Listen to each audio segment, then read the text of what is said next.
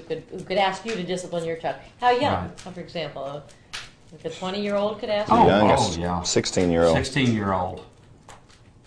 Could say to you, "You're not raising your child." Yeah, right. I really feel. See, the power at the tables. There's.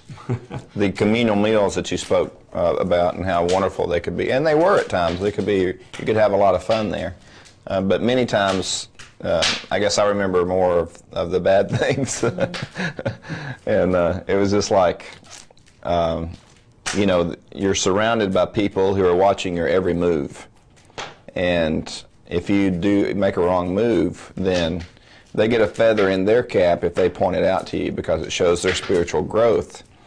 And so you're the one who suffers, and they knock you down a notch, so there's another position to take over. So everybody's watching everybody constantly. Right. And what might be a wrong move at the table? Something you said, or say, I don't like millet, I'm not going to eat this stuff with molasses on it. There was one guy who hated blackstrap molasses, which we ate it because it was the cheapest thing they could find back then. It was cow molasses that they poured on the hay for cows.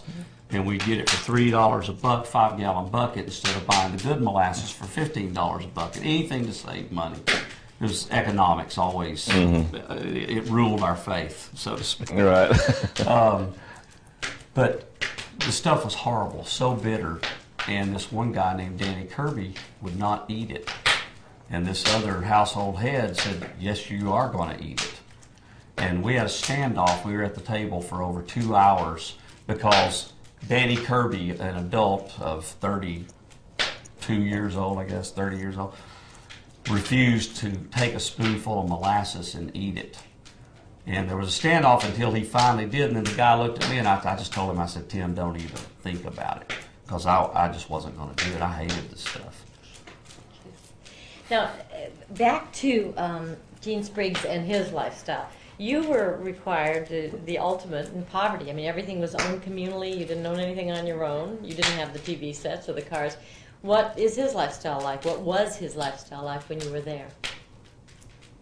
Well, he wasn't, like, if you saw him walk down the street, it wouldn't be like, well, that guy has $1 million bucks. I mean, he didn't wear Rolexes and, you know, Armani suits and things like that. But compared to one of the elders here whose toes are sticking out of the front of his boots and the knees are out of his pants and his shirt's in tatters, and Gene Spriggs walks in, he has the latest LL Bean Polar Fleece shirt and jacket, and, you know, he's got the Banana Republic pants. Yeah, the high-tech hikers, you know, and he's got, later on we learned that he would have, like, how many pairs in his closet?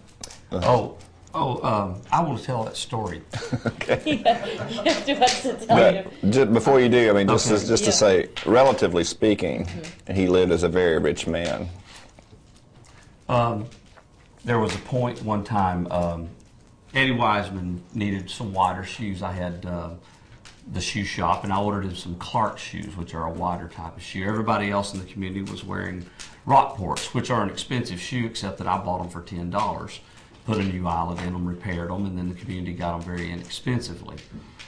Well, I ordered these other shoes for Eddie, which I sold them to him at cost, which was like $45. They were $90 shoes.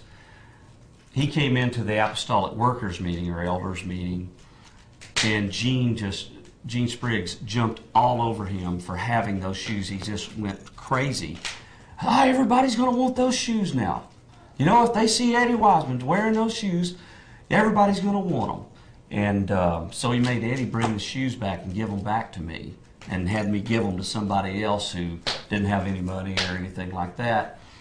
And then I was down in Boston, and Bill Hinchliff, this other guy, I looked in his closet and I said, "What are you doing with all these, high-techs, those real expensive New Balance? New Balance. They're like $179 hiking boots." And there were 5 pair of 10.5 Ds in the closet. And I said, what are you doing with those? You wear 8.5. He said, "Those are your Nakes," Gene Spriggs, his community name. He said he can't get them in France, in Europe, and he's going to take them to France here because he always wore these New Balance, real expensive hiking boots. And traveled freely around the world when he wanted Oh to. yeah, where he pocket wanted full to of go. credit cards, you know. And that was just an example, but he had just, this was 2 days earlier, he got on Eddie Wiseman for having a $42 pair of shoes, and he had 5 pair of